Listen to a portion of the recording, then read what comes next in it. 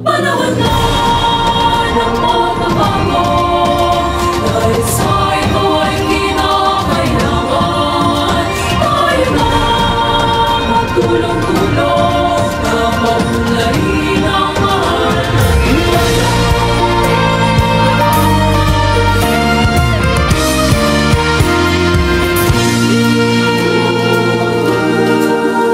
Panahon na ng pagbabago, dahil sa ito ay kinakailangan tayo na magtulong-tulong na paunlarin ang mahal nating bayan.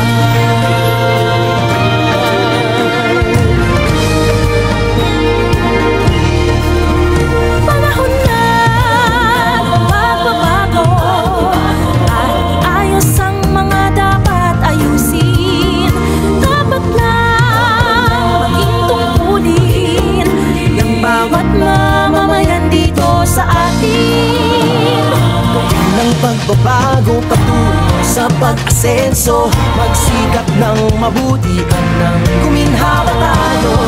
Itagumalaki natin sa mundo at ipamalas ang bagong Pilipino at bagong Pilipinas.